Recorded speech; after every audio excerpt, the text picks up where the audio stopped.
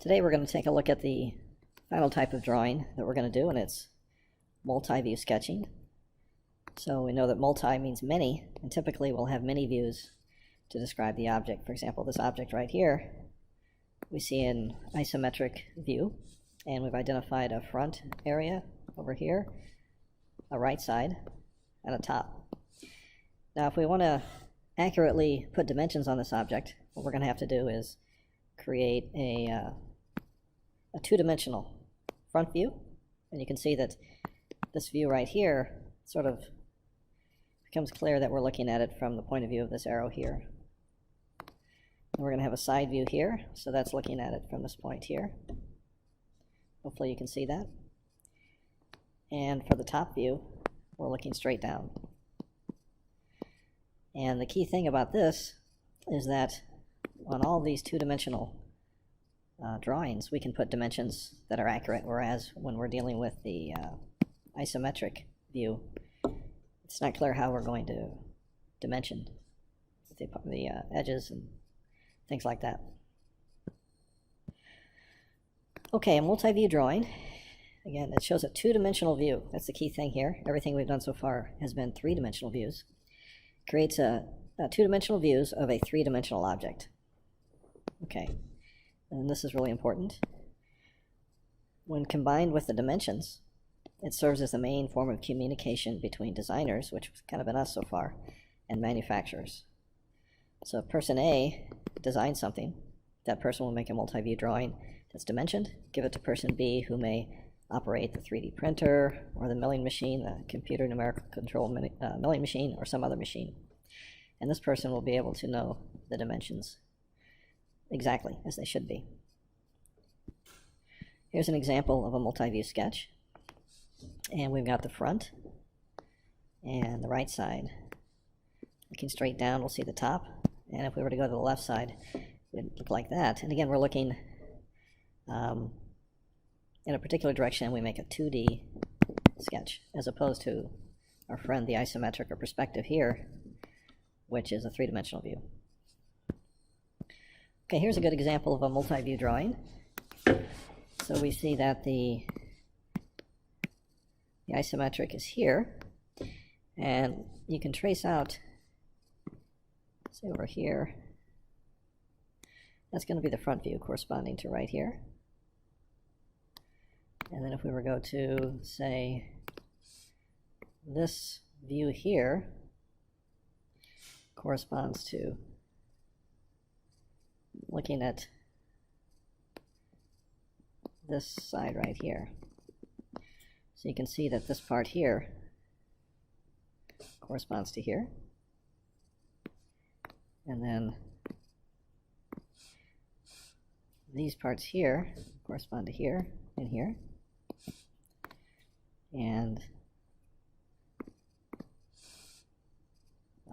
this part here corresponds to the part in there. You can't really see in there. And I think I missed that part corresponding to over there.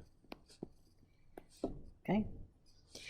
Then if we look straight down, we're going to see we're going to see two rectangles there. We're going to see another rectangle here. There's going to be an edge there, so that's going to appear as a edge right here. That's going to appear as a line, and so that corresponds to this, and this, and this. And then over here, this part corresponds to this. And again, the key thing here is that these are all 2D drawings that allow us to put dimensions here that correspond to the actual dimensions. So multi-view drawing, all three-dimensional objects have width, height, and depth. So the width is associated with an object's side-to-side dimension. So this is the width here of this object. It's the side dimension here. Corresponds to the width of the front, really. The height is associated with the object's top to bottom. So we could dimension the height not on the top view over here. That wouldn't work. It could either be on the front view here or on the right view here, and in this particular case, the height is chosen to be on the the right view. Finally, the depth is associated with the object's front to back. Now, which of these three can't we do front to back? Well, I think it would be this guy, the front view. We can't tell front to back. We could use either the top view or the right view, and it looks like the right view was used here. So this 5 inches, 5 units, corresponds to this distance here.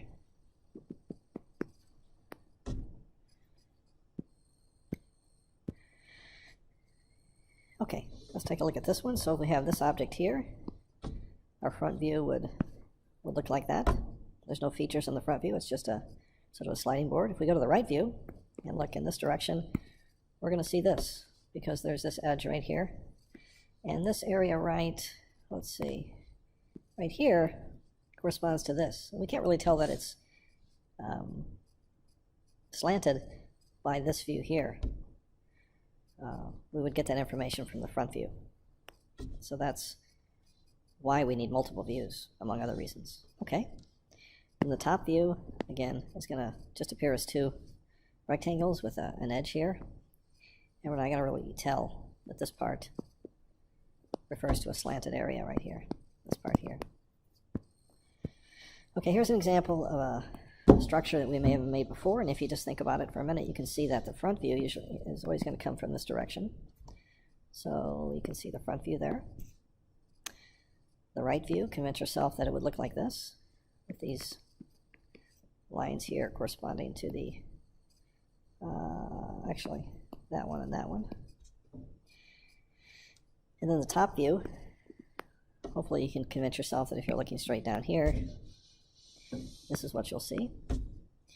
I'm going to just leave these off for a little while. And the bottom view is the only one to take a look at. We won't use the bottom view very much at all. But you can see it has hidden lines here and here. So if we're looking straight up from the bottom, we're not going to be able to see these edges here, right there. Let me get a different color. Those edges right there. Okay, so here's, we've talked about the front view many times and how important it is. So it's the one that's going to have, among other things, the fewest hidden lines and the most stable and natural position. Not completely obvious that this front view is it's a slam dunk that it's the right one, the most stable and natural. But, it's chosen here. In this particular case over here, for this object, to me, it's overwhelmingly clear that this is the right front view, in spite of the fact that we do have some hidden lines, which we generally don't want in the front view. To me, this looks like an L, and if we were to do this, we would use this one here as our front view, then we would, I think, not get the true essence of the part, nor this one. Okay, here's a question. Each of the blocks at the right has the same overall dimensions and color. By dimensions, they mean, say, here and here, and here and here, for all of them is the same. What else do they have in common? Let's take a look at all the 3. So we're doing multi-view sketching. That means 2-dimensional views, 2-dimensional sketches from many different directions. Typically, we'll use a front, a right, and a top. So I'll leave it to you to figure out what these things all share in common.